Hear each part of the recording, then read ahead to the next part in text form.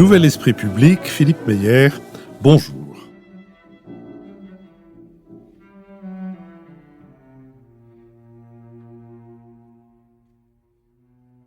Bonjour, merci de nous avoir rejoints pour cette nouvelle émission thématique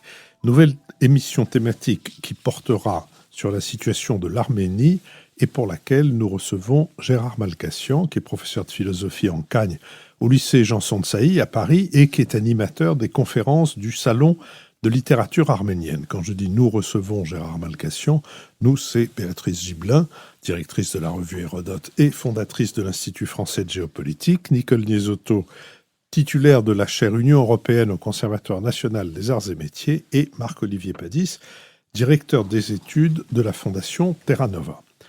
En Arménie, en avril 2018, la tentative de coup de force institutionnelle du président Serge Sarkissian avait mené à la révolution de velours, à de larges manifestations et à la grève générale, provoquant sa démission au profit de Nikol Pachinian et mettant fin au régime post-soviétique corrompu en place depuis l'indépendance en 1991. Cependant, le pays est entré dans une crise politique à la suite de sa défaite contre l'Azerbaïdjan dans la guerre du Haut-Karabakh, commencée le 27 septembre 2020, qui a coûté la vie à 3500 soldats arméniens et qui a déplacé des milliers de personnes. Le cessez-le-feu signé en novembre 2020 sous l'égide de Moscou consolidait les gains militaires de l'Azerbaïdjan, qui récupérait du même coup les territoires occupés par les Arméniens depuis 1994, l'enclave du Haut-Karabakh, mais aussi 7 districts voisins servant de zone tampon entre les deux pays. En juin dernier ont eu lieu des élections législatives anticipées et 2 600 000 électeurs ont pu choisir entre 4 blocs électoraux rassemblant 22 partis. La campagne, présentée comme une bataille de génération entre la génération Pachinian et de l'ancien régime de l'Arménie soviétique, s'est cependant résumée à un affrontement entre Nikol Pachinian et Robert Kotcharyan, président de 1998 à 2008. Le parti de Nikol Pachinian a obtenu 53,9% des suffrages, 16 points et demi de moins que lors des élections de 2018, mais une majorité de 72 sièges sur 101 à l'Assemblée, tandis que le bloc Arménie de Robert Kotcharyan a recueilli un score de 21% et 27 sièges. Au moment où nous enregistrons cette émission thématique, ce dernier, Robert Kotcharyan, refuse de reconnaître les résultats du scrutin et dénonce des fraudes et des falsifications. Mais au-delà de cet événement, nous allons essayer de nous intéresser, après avoir regardé ce que signifient ces élections, de nous intéresser à la situation de l'Arménie, notamment après cette guerre contre l'Azerbaïdjan. Et Béatrice Gibelin. Ces résultats d'élections sont, porteurs d'espoir sur des changements, je crois, importants en Arménie. Parce qu'après ce qui est considéré comme à juste titre, une défaite vis-à-vis de l'Azerbaïdjan et vis-à-vis de Bakou, avec ces déplacements de population, avec ces milliers de morts qu'il y a pu y avoir, dans des jeunes hommes arméniens, y compris avec une mobilisation d'hommes plus âgés et qui sont montés aussi au front, on aurait pu s'attendre effectivement à une défaite du bloc de Nikol Pachinian. On aurait dit, la défaite a bousculé et on revient à une forme de nationalisme exacerbé et puis ça n'a pas été le cas. Ces législatives anticipées donnent vraiment une nette victoire, je crois, à une mobilisation d'Arméniens qui veulent vraiment sortir de la période post-soviétique, de la corruption importante qu'il y avait en Arménie, et qui sont porteurs d'espoir pour retrouver un pays démocratique, avec un débat politique qui puisse se faire, même si on se trouve encore dans une situation extrêmement difficile sur le plan économique pour les Arméniens. La meilleure preuve de ces difficultés, c'est l'importance de l'émigration qu'on a connue en particulier à la fin du régime précédent, puisque on a un pays de 3,3 millions d'habitants peut-être aujourd'hui, peut-être même moins, j'en sais rien, mais avec quand même des forces vives, parce que qu'est-ce qui part? Ce sont les forces vives. c'est-à-dire des jeunes qui pensent qu'il n'y a pas d'avenir, qu'on ne va pas réussir à faire vivre sa famille, et où on part où? On part en Russie majoritairement. On part aussi en Europe, on part aussi aux États-Unis, mais on part beaucoup en Russie.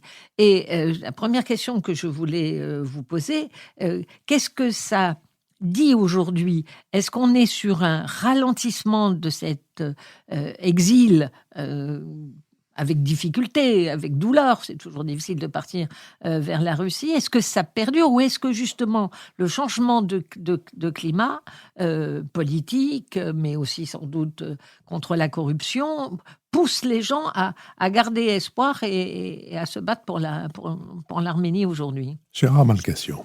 Oui, bonjour tout d'abord et merci. Oui, alors vous avez raison, vous avez présenté effectivement un état des lieux qui correspond à la fois à la situation puis aux tensions et aux véritables problèmes qu'affronte l'Arménie sur la population. D'abord, il faut bien préciser, c'est vrai, il y avait 2 600 000 électeurs inscrits, mais tout le monde est d'accord pour dire qu'on n'est certainement pas à ce niveau-là d'électeurs. Il est probable qu'il y ait un peu moins de 2 millions d'électeurs. La population totale de l'Arménie au moment de l'indépendance était à peu près 3 500 000 habitants, mais tout le monde sait qu'il y a à peu près 2 millions d'habitants, 2,5 millions d'habitants permanents. Ça ne veut pas dire que tous les autres sont partis définitivement, mais que ce sont des saisonniers. Par exemple, il y en a beaucoup pour la Russie qui passent quelques mois en Russie, notamment les hommes, dans des emplois, dans le bâtiment, etc., et qui reviennent, par exemple, pour l'été. Mais enfin, pour revenir à cette question de l'immigration, elle est centrale. Elle est centrale car quand on compare la situation de l'Arménie depuis l'indépendance à celle de l'Azerbaïdjan et de la Géorgie, il est clair que l'une des différences majeures, c'est l'immigration, incontestablement. Le départ, à la fois l'immigration intérieure, il ne faut pas l'oublier, c'est-à-dire les campagnes se sont vidées au profit, par exemple, de Yerevan, qui a presque doublé sa population, mais aussi, bien sûr, en direction de l'étranger, quand on peut les pays européens, les États-Unis, le Canada, l'Australie. Et quand on n'a pas le choix, c'est plutôt la Russie. Mais il y a aussi, par exemple, je le dis parce que c'est assez surprenant, une immigration d'Arménie en Turquie, notamment à Istanbul, où la moitié des Arméniens d'Istanbul maintenant sont des gens d'Arménie. Bon, surtout des femmes qui travaillent dans les familles. Bon. Et c'est vrai que le flux d'émigration a été, il faut bien le dire, tout de même, continu dès le début de l'indépendance, les années 90, avec évidemment des phases d'accélération ou de décélération selon le contexte économique et politique. Il est vrai aussi qu'on l'avait constaté, et vous l'avez fait remarquer dès 2018, après la révolution de velours, un ralentissement très net des départs et des retours, notamment de gens venus de Russie qui n'attendaient que ça, une ouverture sur place, les possibilités de développer des activités tout simplement de commerce ou en tout cas économique sans contrainte. Donc un phénomène de retour. Donc c'était très sensible. L'une des grandes peurs, effectivement, à l'issue de la défaite militaire et au vu des élections, c'était que toute situation instable et peut-être certains choix des électeurs auraient pu laisser penser que le flux d'immigration allait reprendre, allait s'accélérer. Car c'est vrai que la population d'Arménie, c'est ça qui est particulier sans doute par rapport aux deux autres républiques du Caucase. Les Arméniens, ce sont des gens qui, par nature, sont diasporiques. Bon. D'ailleurs, je peux vous dire, je n'ai jamais connu un Arménien d'Arménie qui n'ait pas un membre de sa famille à l'étranger. J'en ai jamais vu. Je n'ai jamais connu un Arménien. Vous lui demandez, tout le monde a des personnes à l'étranger. Donc la tendance est très rapide à l'immigration. Alors bien sûr, la question c'est, aujourd'hui au lendemain des élections, qu'est-ce qu'on peut considérer ? On peut considérer que le déroulement des élections, lui-même, le déroulement, et la période post-électorale est plutôt rassurante. Les élections se sont bien passées, il n'y a pas eu de tension, contrairement à ce qu'auraient pu laisser penser les discours enflammés des candidats, des principaux candidats avant les élections. Somme toute, la victoire de Nicole Pachinian donc, est sans conteste. Je crois qu'elle n'a pas fait, elle ne suscite pas la contestation.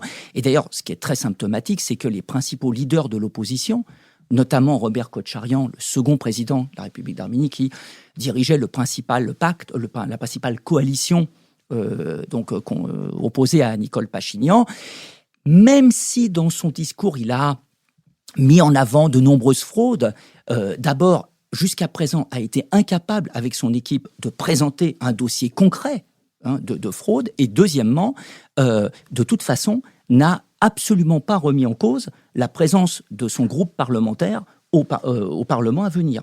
Et il en est de même pour la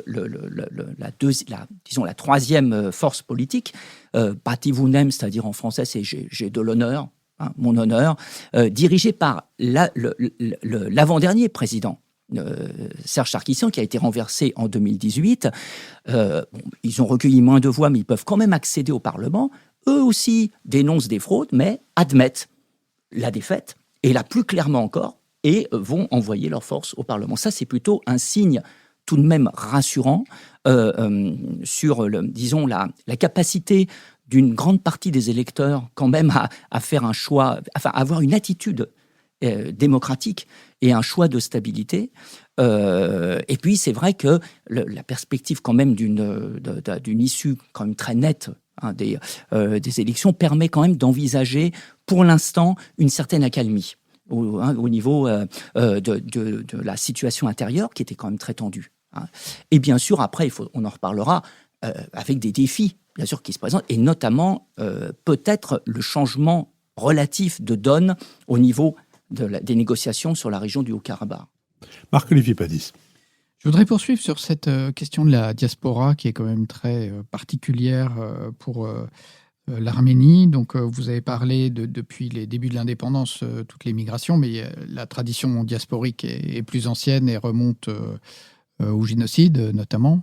Donc, d'un point de vue du développement, et donc beaucoup de diaspora importante en France, aux États-Unis. Du point de vue du développement économique, il y a beaucoup de remittances. Enfin, j'ai peur que ce soit un terme anglo-saxon, des transferts d'argent, j'imagine. En tout cas, des travailleurs qui sont partis vers les familles qui sont restées. En quoi est-ce que c'est significatif pour l'économie arménienne? Et que pourrait faire la diaspora, finalement, pour aider ce pays, soit en termes de développement économique, soit du point de vue diplomatique? Gérard Malkasian. Oui, oui, tout c'est vraiment la question qu'on peut se poser. Alors, il faut d'abord bien distinguer, quand on parle de diaspora, les diasporas arméniennes, parce qu'elles sont très différentes. Vous avez évidemment la diaspora, entre guillemets, classique, d'Arméniens dispersés dans le monde à la suite du génocide, ou plutôt de la défaite, de la victoire de Mustafa Kemal. C'est-à-dire, en fait, le départ des survivants du génocide arménien du territoire actuel de la Turquie date plutôt de 22-23. Cela, effectivement, constitue une première couche de diaspora qui était installée, comme vous le savez, dans plusieurs pays du Proche-Orient, notamment au Liban et en Syrie, en Égypte, et puis en France, etc. Ça, ce sont des diasporiques ancienne génération. Vous avez la diaspora d'Arménie, qui est quand même très différente. Parce que culturellement, historiquement, elle a d'autres caractéristiques et elle va se répartir différemment.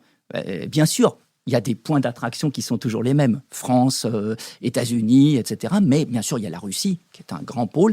Et puis, vous les trouvez un peu partout. Par exemple, même en France, vous allez trouver des Arméniens d'Arménie partout. À Reims, par exemple, j'ai trouvé une épicerie à Reims, une épicerie arménienne. À Caen, un petit restaurant de gens d'Arménie. Comme vous le savez, la tradition plutôt ottomane de l'émigration arménienne, c'était plutôt les grandes villes industrielles du couloir rhodanien et évidemment jusqu'à Paris.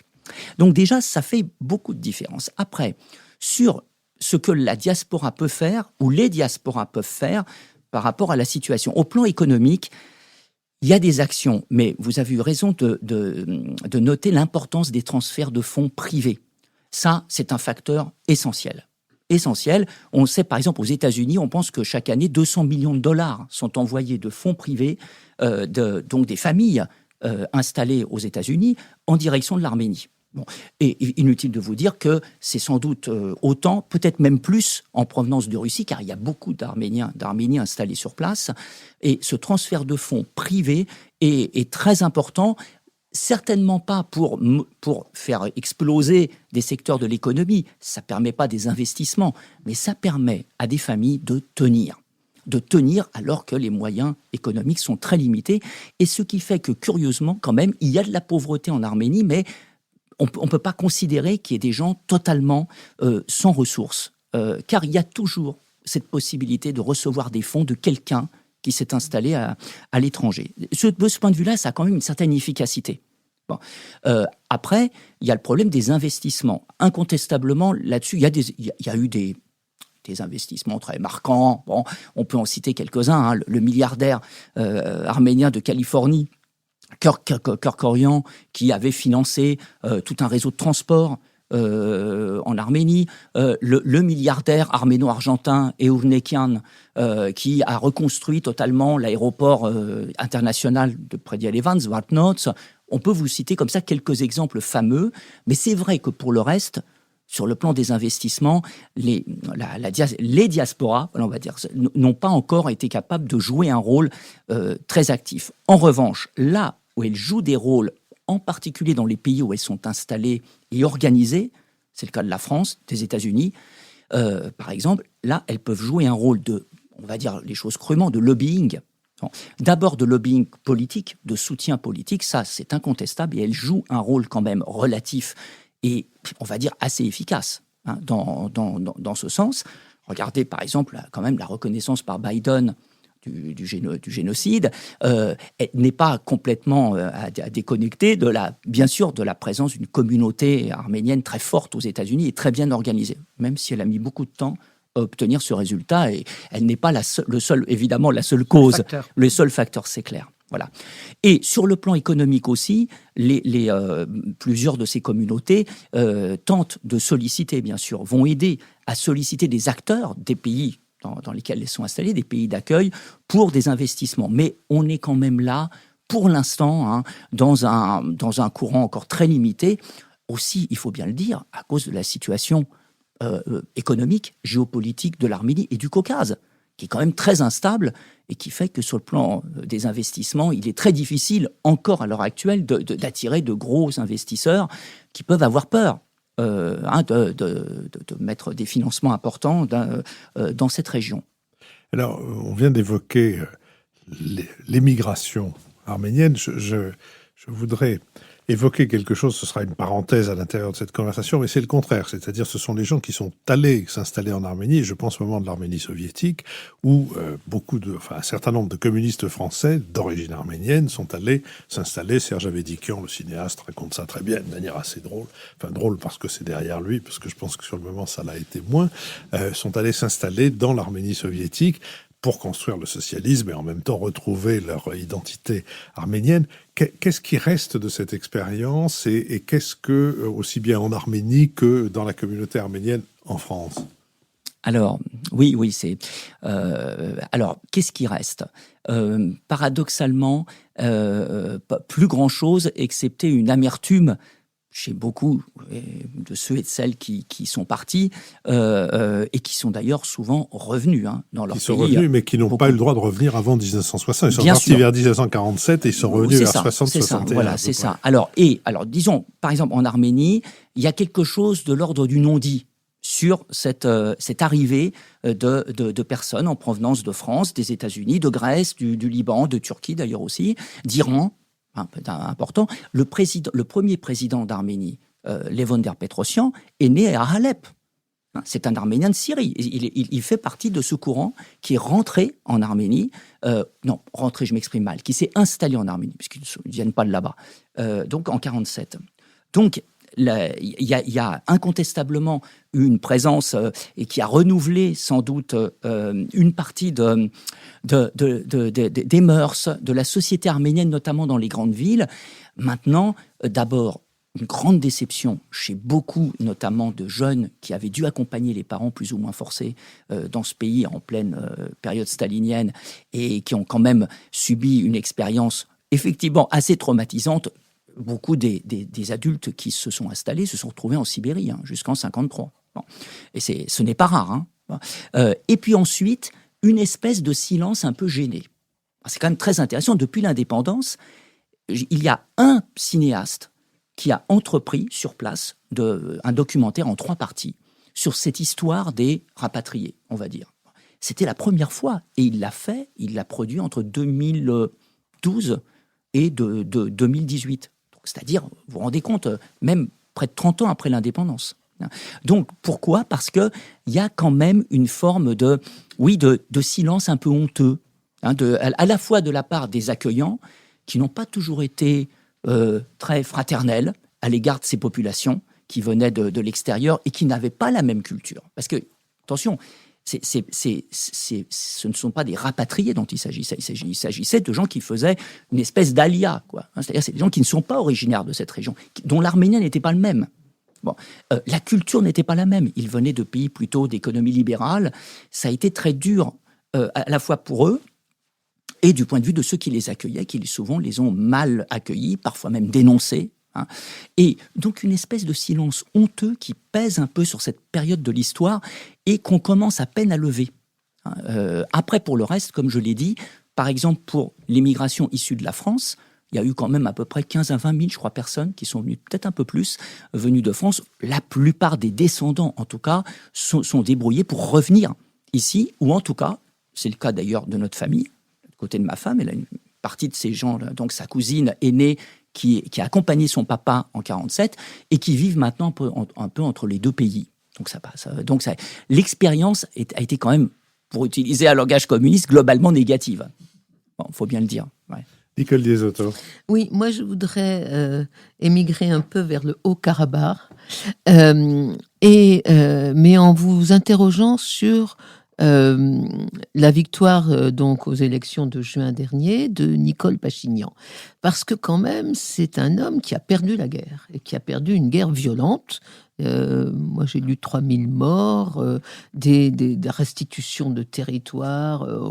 On a vu à la télévision pendant cet automne 2020 des images atroces de pauvres gens qui étaient obligés de quitter les régions où ils sont nés. Or, il a gagné avec une très large majorité, plus de 53% des voix. Autrement, alors, ce qui est très rare, normalement, quelqu'un qui perd une guerre perd une élection. Et donc, je voulais vous interroger sur les raisons pourquoi, malgré tout, les Arméniens lui ont accordé sa confiance. J'ai une interprétation, mais justement, je voudrais vous interroger là-dessus parce que elle est purement intuitive. Est-ce que ça veut dire que, finalement, la population arménienne en a assez de cette histoire du Haut-Karabakh et aimerait bien tourner la page? Gérard Malgassian. Oui, alors je pense que ce que vous dites, c'est, à mon avis, et j'ai interrogé plusieurs experts, ils sont assez d'accord, c'est sans doute le motif principal de ce vote massif pour Pachinian, et pas seulement. Car il faut bien penser que sur les 24 ou 25 forces politiques qui se présentaient, vous aviez de nombreux petits partis qui étaient sur une ligne pacifiste. Plutôt pro-occidental, pacifiste, parce que c'est souvent lié, et qui ont bien sûr rassemblé chacune très peu de voix, mais quand on les additionne, on peut rajouter 10%, facilement. Donc, vous voyez, il n'y a pas de doute qu'il y a eu quand même une adhésion massive au camp de la paix. Voilà, on va dire les choses comme ça. Après, effectivement, ça ne suffit sans doute pas pour expliquer l'ampleur du résultat. D'abord, il faut quand même bien remarquer que, à compter de la défaite, donc la défaite est célébrée, est marquée le 9 novembre par les 2020 par l'accord de paix, le cessez-le-feu. Bien sûr qu'il y a eu des mouvements de colère, mais ils n'ont jamais dépassé quelques milliers de personnes à Yerevan. Bien sûr, des responsables politiques de l'opposition ont tenté de mobiliser la foule, précisément contre Pachinian, le Premier ministre, en l'accusant de défaite et de bien plus, c'est-à-dire de complot. Le surnom qui était véhiculé par toutes les forces d'opposition, il y en avait deux, c'était traître et turc, agent turc. Bon, c'était pas, je veux dire, on n'était pas dans la nuance. Eh bien, malgré tout, on constate qu'ils n'ont jamais dépassé durant leur manifestation quelques milliers de personnes. Donc, on voyait bien que l'essentiel de la population était plutôt sonné sous le choc de la défaite, mais certainement pas encline à chercher un coupable et à tenter de se venger. Et c'est probablement, effectivement, ce qui explique le caractère qui a surpris, mais à mon avis, pas tant que ça ceux qui connaissaient la situation, qui a surpris dans le résultat des élections. Effectivement, beaucoup d'électeurs préfèrent choisir celui qui a fait la paix. Bon, quitte à, après avoir perdu quand même à peu près 3500 personnes, 3700, il n'y a pas de doute que le refus de la guerre, chez beaucoup de familles, le refus d'envoyer les enfants se faire tuer. Bon.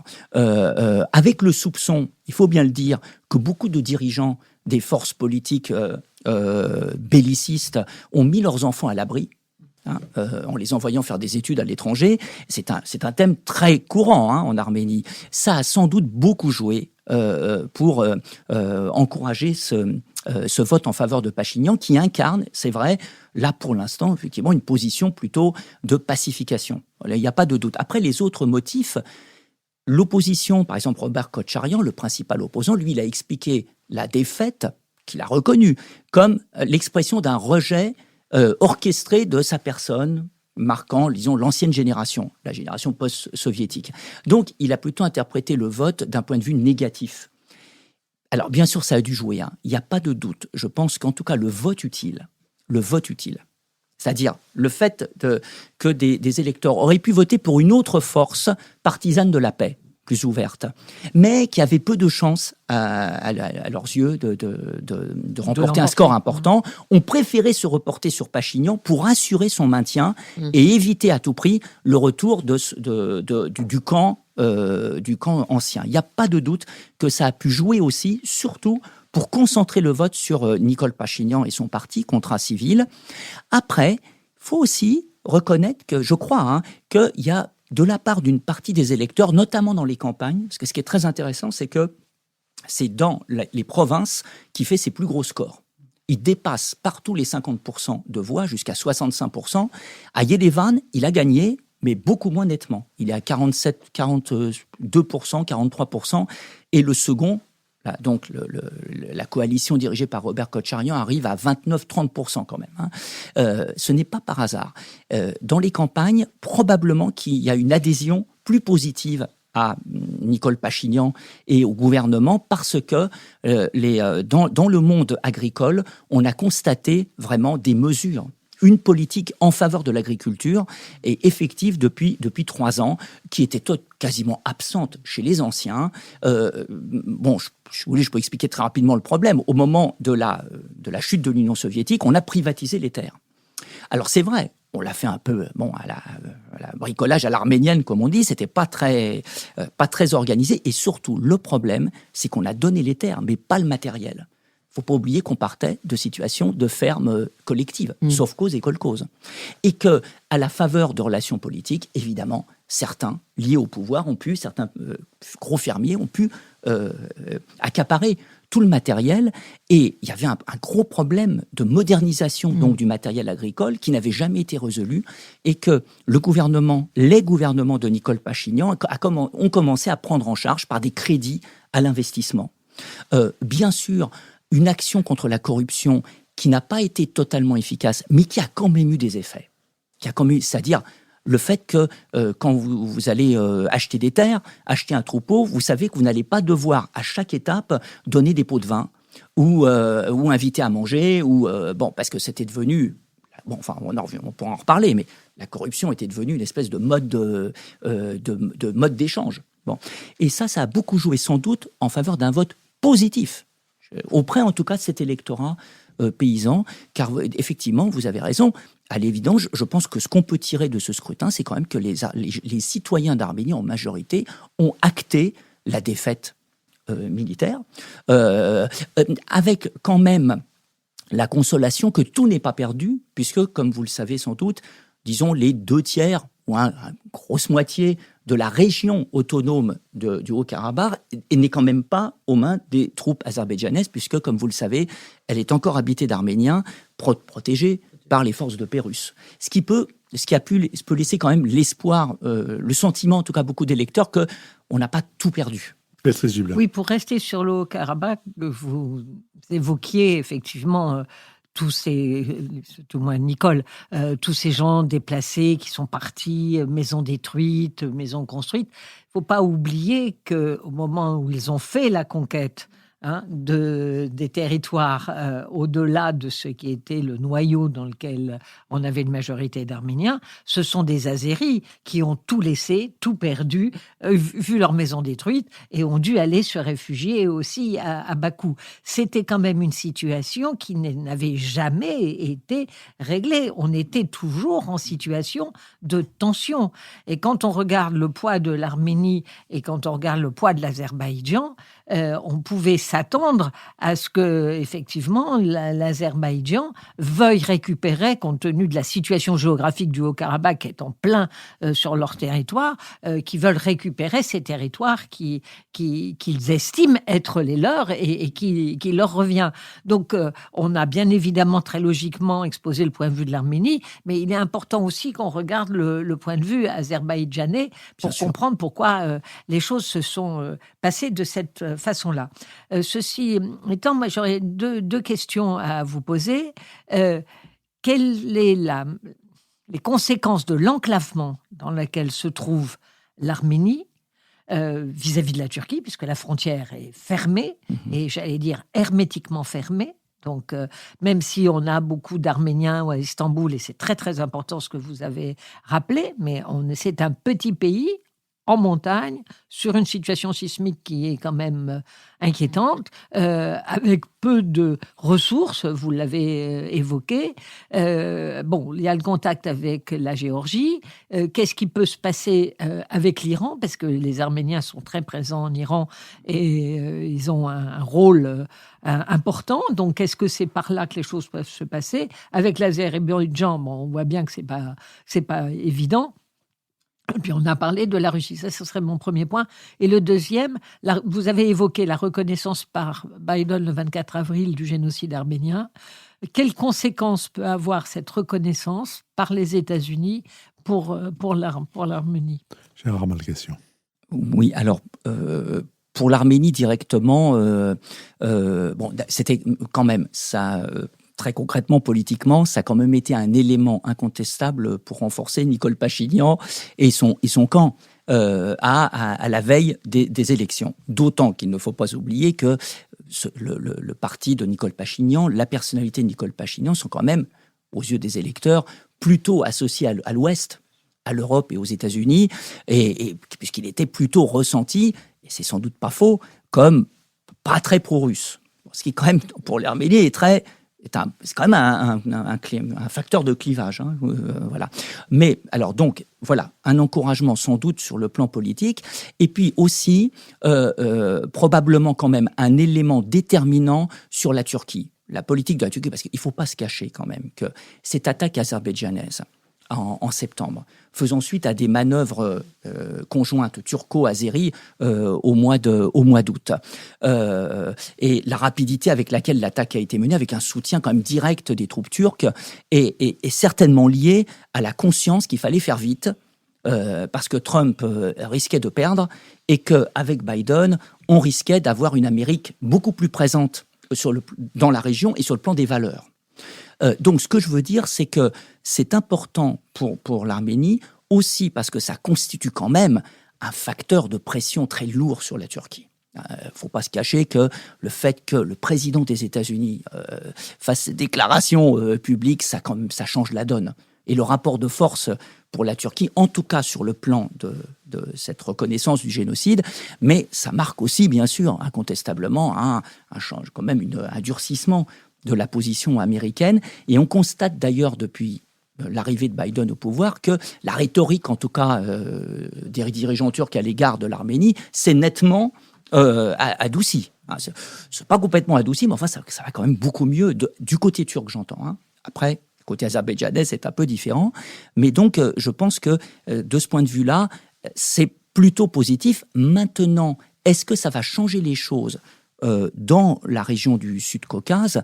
Là, c'est beaucoup plus difficile à évaluer. Il est clair qu'à l'issue de la guerre du Haut-Karabakh, la Russie s'est quand même instaurée en unique arbitre. Elle a quand même clairement mis de côté le groupe de Minsk qui, au sein de l'OSCE, se chargeait des négociations entre Arméniens et Azerbaïdjanais depuis 1980, 94, on va dire, depuis la fin de la première guerre du Karabakh, la Russie avait réussi quand même à imposer ou proposer, faire accepter un cessez-le-feu qui mettait quand même largement de côté les deux autres coprésidents du groupe de Minsk, les États-Unis et la France, et était en voie d'imposer en quelque sorte le rythme des négociations, le sens des négociations aux deux adversaires, tant l'Azerbaïdjan que l'Arménie, en dialogue tendu avec la Turquie. Bon, et on comprend la position de Poutine. Il vaut mieux discuter avec une Turquie qu'on éloigne de l'OTAN que de discuter avec les pays, disons, des pays importants au sein de l'Alliance Atlantique, comme les États-Unis et la France. Ah, maintenant, la question, c'est est-ce qu'on va continuer sur ce train-là ? Est-ce que la victoire très nette de Nicole Pachinian ne lui redonne pas un petit peu de marge de manœuvre, notamment pour faire jouer peut-être un peu plus de présence occidentale, par exemple américaine. On a eu, jusqu'à présent, on a eu des pas qui laissaient penser qu'il irait dans ce sens sans qu'il approfondisse cette démarche. Quelques jours avant les élections, je vais juste terminer là-dessus, 15 prisonniers arméniens détenus en Azerbaïdjan ont été rendus. Mais ce qui est intéressant, c'est qu'ils ont été rendus sur initiative américaine, et Nicole Pachinian a remercié en personne les autorités américaines, et avec l'intermédiaire des Géorgiens. Alors que depuis le 9 novembre, ce sont les Russes qui sont censés permettre le retour des prisonniers, et ils n'ont jamais été capables d'obtenir un retour d'au-delà de quelques personnes. Donc on a pu penser à ce moment-là, bien sûr, que peut-être que Nicole Pachinian avait été tentée de se rapprocher davantage des États-Unis, de son voisin géorgien, pour tenter de desserrer les taux. On peut imaginer qu'au lendemain de ces élections quand même triomphales, il peut peut-être tenter, d'élargir un peu le champ des interlocuteurs au-delà de la Russie. Marc-Olivier Padis. Oui, je voulais juste poursuivre là-dessus, parce que le bilan de la guerre du Haut-Karabakh, c'est que la Russie est apparue comme une force de modération et de diplomatie dans la région, ce qui était quand même un tour de force et un acquis certain pour Poutine. Et si je comprends bien votre description, il continue à garder ce rôle finalement de stabilisation, alors que par ailleurs, c'est pas vraiment ce qu'apporte la Russie, même dans le grand Moyen-Orient. Comment comprendre et la Turquie a aussi gagné parce qu'elle a pu créer un corridor entre sa propre enclave qui est de l'autre côté turc, et donc c'était un acquis important pour elle. On parle parfois de connivence compétitive entre la Turquie et la Russie. Je trouve que c'est une expression qui reflète bien les ambiguïtés de la situation. Et comment l'Arménie peut-elle éviter d'être l'otage de ce rapport de force complexe entre la Turquie et la Russie ? Gérard Malkasian. Je vous dirais tout de suite que je n'ai pas de réponse définitive, car c'est quand même le spectre de cette solution qui effraie beaucoup d'Arméniens. C'est d'ailleurs le discours qu'incarnait le premier président de la République d'Arménie indépendante, Levon Der-Petrosyan, qui, dès 1997, avait proposé à l'époque d'aller au compromis avec l'Azerbaïdjan en étant convaincu que si on n'y allait pas, le temps jouait contre les Arméniens et que, à mesure que l'Azerbaïdjan se renforcerait, que les intérêts de la Russie se complexifieraient, de toute façon, on s'orienterait vers une solution imposée aux Arméniens. C'est un petit peu quand même la conclusion à laquelle on pouvait arriver à la fin de la guerre, à laquelle on peut arriver, c'est qu'une solution à venir pour la question du Karabakh, elle sera probablement imposée aux Arméniens. On imagine mal comment ils pourraient encore exercer une forte pression sur le cours des choses. Donc c'est vrai que c'est une grande peur. C'est une grande peur de subir une résolution du conflit à la suite d'un accord, c'est vrai, entre la Turquie et la Russie, à l'image de ce qui s'est passé en 1920-1921. Puisque c'est exactement ce qui s'est passé. Les bolcheviks, soucieux de faire la paix avec le nouveau vainqueur de la Turquie, ont passé des accords, clairement, qui ont sacrifié une grande partie des aspirations arméniennes, puisque c'est à l'époque que le Nakhitchevan, non seulement est donné à l'Azerbaïdjan alors qu'il est une enclave en Arménie, mais avec droit de regard de la Turquie, puisque c'est indiqué dans le traité de Moscou de 1921, de juillet 21. La Turquie est partie prenante de la garantie que le Nakhitchevan restera toujours à l'Azerbaïdjan, sauf si l'Azerbaïdjan de lui-même, bien sûr, y renonce. Dans la foulée, le Haut-Karabakh est donné par Staline à l'Azerbaïdjan, alors que les secrétaires, les organisations bolcheviques locales, arméniennes et azerbaïdjanaises, s'étaient mises d'accord pour attribuer le Haut-Karabakh à l'Arménie. Staline intervient pour redonner la région à l'Azerbaïdjan. Il est clair que c'est évidemment dans le sillon du traité de Moscou pour s'assurer la faveur de la Turquie. Et la grande peur, effectivement, qui règne encore aujourd'hui en Arménie, c'est que on aille vers ce genre de solution imposée donc par ces deux pays. Après, il y a une autre façon d'entrevoir les choses, et vous avez eu raison d'insister sur le changement d'attitude de la Russie qui brusquement se fait championne de la pacification et même du développement économique. Car effectivement, dans le discours des dirigeants russes, de Vladimir Poutine, de Lavrov, le ministre des Affaires étrangères, il y a l'idée que maintenant ça suffit, nous allons faire la paix entre l'Arménie et l'Azerbaïdjan, nous prendrons le temps pour le faire, nous ne discuterons pas tout de suite des questions qui fâchent comme celle du statut de la région. L'important, c'est de rétablir la confiance entre les deux pays et de rouvrir les voies de communication, de lever les blocus. Alors, maintenant, est-ce que c'est de la stratégie courte, plutôt destinée effectivement à se ménager la complicité de la Turquie dans le cadre de cette concurrence compétitive, enfin cette espèce de concorde compétitive qu'il y a entre les deux pays? Est-ce que ça va plus loin dans l'esprit des dirigeants russes et de Vladimir, de Poutine?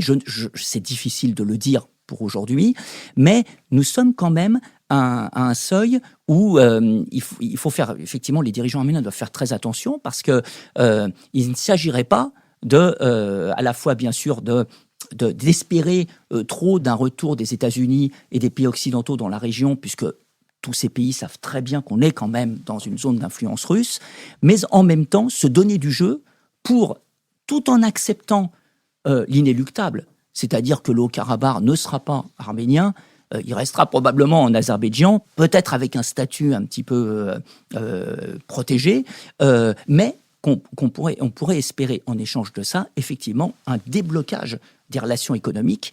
Il en est question, normalement, dans l'accord du 9 novembre, le dernier point stipule qu'on va rétablir les voies de communication entre l'Arménie, le Nakhitchevan, l'Azerbaïdjan, ce qui veut dire aussi une voie de chemin de fer vers la Russie beaucoup plus commode et courte, et qui intéresse aussi d'ailleurs les Turcs et les Iraniens, que le trajet actuel qui impose de passer par la Géorgie et un trajet très long pour contourner les montagnes. Nicole Nisotto. Oui, le Premier ministre Nicole Pachinian, après son élection, a dit qu'il était temps de penser à un nouveau concept stratégique pour l'Arménie. Et à vous entendre, effectivement, on se dit qu'il y a urgence à essayer de réfléchir, parce qu'on a l'impression que l'Arménie est une espèce de ping-pong entre des couples de grandes puissances ennemies, les Russes et les Américains d'un côté, les Turcs et les Russes de l'autre. Par exemple, c'est vrai qu'on a l'impression que et Poutine et Biden, de chacun pour des raisons propres, jouent les pacificateurs dans leur camp. Poutine peut-être entre l'Arménie et l'Azerbaïdjan, Biden entre la Turquie et la Grèce et l'ensemble des Occidentaux. Donc on voit qu'il y a des jeux complexes, et c'est vrai que l'Arménie, je pense, a une marge de manœuvre très très étroite. Une remarque d'abord et une question. La remarque, c'est j'espère que l'Arménie ne fera pas l'erreur de mettre tous ses œufs dans le panier américain et en particulier otanien, comme essayent de le faire la Géorgie et l'Ukraine, et ce serait vraiment, je crois, une erreur. Mais ma question du coup est pour sortir de cette, comment dit-on, de cet étau, est-ce que de la part de Nicole Pachinian ou de la part des forces politiques ou de la population, la carte de l'Union européenne pourrait être utile? Oui, alors c'est une très bonne question. C'est vrai que en Arménie, personne, aucun dirigeant, disons, important, et la majorité de la population ne songe à renverser les alliances et à le faire à la mode géorgienne, à Saakashvili, en faveur des États-Unis. Les Arméniens, ils sont bien placés par leur expérience pour savoir que ça serait une solution d'abord vaine. Les États-Unis ne lèveront pas le petit doigt pour sauver un Arménien sur le territoire, sauf sur un plan humanitaire. Ils n'interviendront pas. Et en plus, effectivement, tout à fait, contre-productif. Donc là-dessus, je crois qu'il y a un consensus sur le fait que l'allié obligé, c'est la Russie. Voilà. Simplement, on peut desserrer cette pression tant que on ne va pas faire des pas décisifs qui vont aller à l'encontre des intérêts de la Russie. L'Union européenne, c'est très délicat parce que tout dépend, bien sûr, des relations entre les pays de l'Union européenne et la Russie, et qui ne sont pas toujours au beau fixe. D'ailleurs, c'était en 2013, Serge Sarkissian, le président de l'époque, qui n'était pas sur une position, qui était sur une position beaucoup plus nuancée sur le plan international, était sur le point de signer l'accord de libre-échange avec l'Union européenne dans le cadre du partenariat oriental. Celui qu'ont signé la Géorgie, l'Ukraine. Bon. Et ça a été carrément un diktat russe. Un diktat, c'est-à-dire il a été convoqué et on lui a ordonné de dire non. Bon. Ça allait trop loin. Bon.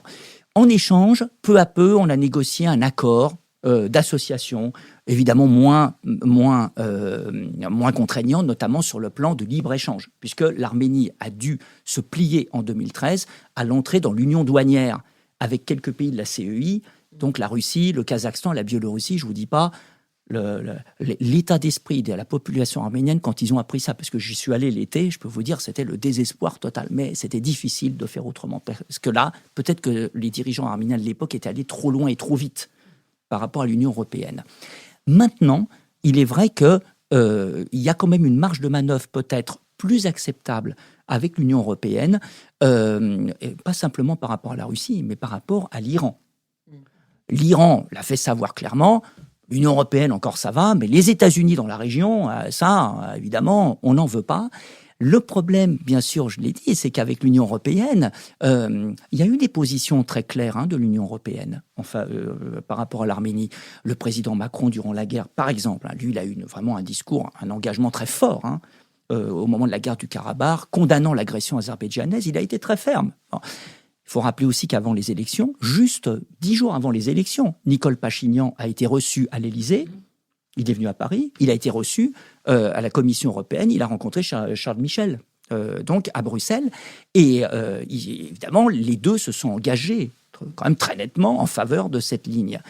Donc, il y a peut-être une possibilité, en tout cas, d'approfondissement des relations, notamment économiques, peut-être, on va dire avant tout, et éducatives, peut-être, avec l'Union européenne, mais qui aura pour limite, évidemment, que ça ne devra jamais impliquer, évidemment, un changement, disons, un basculement d'alliance par rapport à la Russie.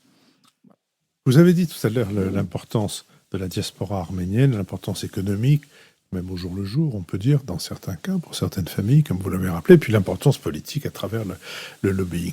Mais qu'est-ce qu'il en est de cette diaspora arménienne aujourd'hui ? Je veux dire, qu'est-ce qu'il en est dans les générations les plus jeunes ? Vous êtes l'animateur du salon de conférence de littérature arménienne.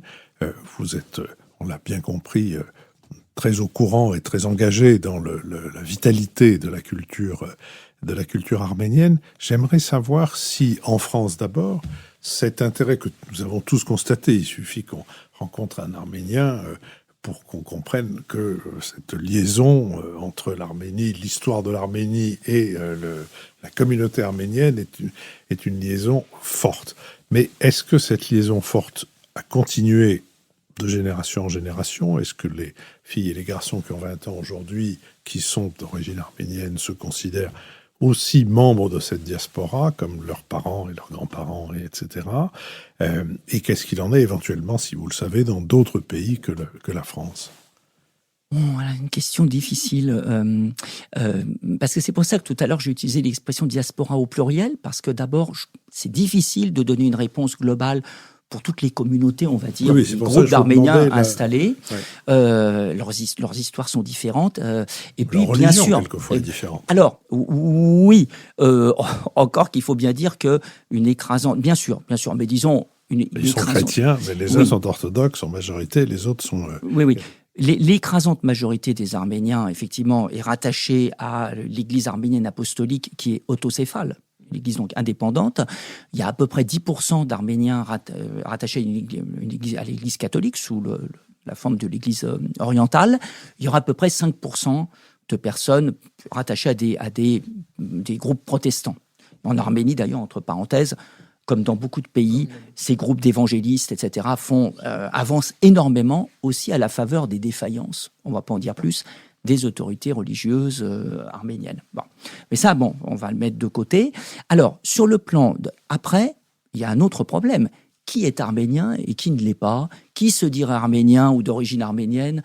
C'est extrêmement difficile à évaluer. Très sincère. Par exemple, quand on vous demande combien il y a d'Arméniens en France, je suis incapable de répondre parce que d'abord, on n'a pas de chiffres, bien entendu. Et comment allez-vous faire? C'est très difficile. Bien sûr, vous pouvez regarder dans les listes des électeurs les noms à consonance arménienne, mais certains ont des noms à consonance arménienne, sont d'origine arménienne, mais n'ont plus aucune conscience de cela. Et vous en avez d'autres qui ont des noms tout à fait français ou d'autres évoquant d'autres origines et qui se sentent beaucoup plus arméniens. C'est très difficile à évaluer. Mais quand même, est-ce qu'on ne le voit pas à travers des sociétés comme la vôtre, par exemple, à travers la vitalité des sociétés qui maintiennent la culture, la littérature, le folklore, Bien sûr. Les réunions, les bulletins, les publications. Maintenant, je vais répondre, c'est la deuxième partie. Il est incontestable qu'il y aura toujours un noyau de gens importants. En tout cas, c'est ce qu'on a constaté jusqu'à présent dans toutes les formes de diaspora, pour se rassembler, et parfois sur des bases extrêmement ténues. Bon. Et c'est vrai, donc il est difficile, vous voyez, de considérer, par exemple, tous les Arméniens de France comme faisant partie d'une seule communauté, car il est probable que les choses sont beaucoup plus complexes. Mais d'abord, il y a tout un réseau, bien sûr, d'institutions. Il y a l'Église, il y a des organisations culturelles, il y a certains partis politiques qui ont encore une assise dans le pays. Donc, bien sûr, mais bien entendu, il y a des maisons de la culture qui se sont installées dans beaucoup d'endroits où il y a pas mal d'Arméniens. Ça constitue quand même des pôles de rassemblement. Et puis, on constate aussi, j'en ai parlé tout à l'heure, que même où il y a, dans des villes qui jusqu'à présent n'étaient pas de tradition d'immigration arménienne, où il y a quelques Arméniens, très vite, au bout de quelques années, on forme une association et on essaye de créer une église. C'est un réflexe qui ne concerne pas forcément toutes les personnes d'origine arménienne, mais qui concerne toujours suffisamment de gens pour qu'il y ait effectivement une sorte de foyer toujours vif de l'identité arménienne. Bon, partout, et c'est vrai, et qui peut jouer un rôle effectivement sur les générations suivantes des populations immigrées. Bien sûr, avec le temps, surtout quand on vient de familles chrétiennes, il y a évidemment les mariages mixtes, il y a une dilution incontestablement de ce qu'on appelle l'identité arménienne, j'aime pas trop ça, mais enfin bon, disons du sentiment d'appartenance. Il y a d'ailleurs des livres qui en ont traité. L'un des romans les plus célèbres de la littérature arménienne du XXe siècle a été écrit par un auteur arménien qui s'est installé en France. Il écrivait sous son nom arménien, en tant qu'écrivain arménien, sous le nom de Shahan Charnoul. Il était aussi poète français sous le nom d'Armène Lubin. Et Shahan Charnoul a écrit un roman qui s'appelle, alors en français on l'a traduit par La retraite sans fanfare. En fait, c'est la débâcle qu'il faudrait dire. et qui s'intéresse à des jeunes gens rescapés du génocide et qui s'installent en France. Vous voyez, le titre, je n'ai pas besoin de vous en dire plus, sur le sentiment que vous pouvez avoir, qui était très exagéré. Parce qu'on constate effectivement que la façon de se rapporter à l'origine arménienne, à la culture arménienne, maintenant, est plus diffuse. Elle est plus diffuse, elle est moins concentrée, mais en même temps, elle est beaucoup plus diverse. Elle est beaucoup plus diverse. Et je pense que c'est un facteur, en même temps, d'une grande chance, probablement, pour les communautés arméniennes, de renouvellement aussi de leur système de valeurs, de leur vision aussi de ce que c'est qu'être arménien en diaspora aujourd'hui. Béatrice Dublin, pour une dernière et courte question qui entraînera une dernière et brève réponse. C'est plus un commentaire, ce qui peut peut-être expliquer qu'à travers le temps, on ait une diversité, mais pas forcément une dilution. C'est que le traumatisme du génocide qui a entraîner cette diaspora et donc cette possibilité de disparaître maintient chez beaucoup de jeunes, en tout cas j'en ai eu comme étudiant, quelque chose d'extrêmement puissant pour survivre et une sorte de nécessité à maintenir et d'une part, et d'autre part, quand même tous les travaux d'historiens sur le génocide arménien qui sont maintenant très bien documentés a permis aussi de prendre la mesure de cette tragédie. Je pense que ça contribue. Gérard Malkasian. Bien sûr, bon, j'en ai pas parlé, mais vous avez raison, il faudrait le dire. Ce qui constitue sans doute le facteur le plus coalisant, quoi, c'est cette mémoire du génocide, même si, je répète, les référents après vont évoluer. Pendant longtemps, c'était associé cette mémoire à la mémoire du pays, de la ville ou du village d'origine des émigrés, souvent d'ailleurs dans la Turquie actuelle, alors qu'aujourd'hui, dans les jeunes générations, il y a plus une identification à côté du génocide à l'Arménie comme pays que, par exemple, à la patrie d'origine, etc. Mais vous avez raison, c'est certain que c'est un facteur très important, mais qui est à la fois positif, parce que c'est vrai, il permet quand même un maintien très vif de la mémoire collective, mais qui peut constituer aussi un certain verrou. Un certain obstacle, parce que c'est très douloureux pour beaucoup de devoir rattacher leur une origine, une appartenance uniquement à cette espèce de grand trou noir qui à la fois entretient la flamme, mais en même temps un rapport souvent un peu pathologique, il faut bien le dire, et très réducteur des gens à cette identité. Au fond, en refusant de reconnaître le génocide, la Turquie à la fois entretient l'appartenance à la communauté et en même temps entretient ce type d'appartenance que vous appelez l'appartenance à un trou noir, qui est celui du génocide. Oui, tout à fait. Alors bien sûr, faut replacer ça dans la longue histoire, parce qu'il y a toute une série de références antérieures au génocide, mais je pense que c'est ça, un des problèmes essentiels. C'est d'ailleurs une des raisons pour lesquelles il est important aussi pour les Arméniens, notamment en Arménie d'ailleurs comme en diaspora, que la Turquie et les Turcs avancent dans le chemin de la reconnaissance, car ça permettrait aussi à beaucoup d'Arméniens de commencer à envisager le rapport à cette appartenance ou à ce passé de façon plus ouverte et moins morbide qu'ils ne sont condamnés à le faire jusqu'à présent. Gérard Malkasian, je vous remercie. Je remercie aussi Oscar Goeb avec qui cette émission a été préparée. Je remercie Benoît Carré qui va en assurer le compendium, le compte-rendu analytique. Olivier Magloire qui veille à nos plateformes de finances, Nicolas Tourneau qui veille à notre site, Nouvelles Écoutes et Julien Neuville qui nous produisent, Adrien Beccaria et le studio L'Arrière-Boutique qui nous enregistrent. Et je vous donne rendez-vous la semaine prochaine.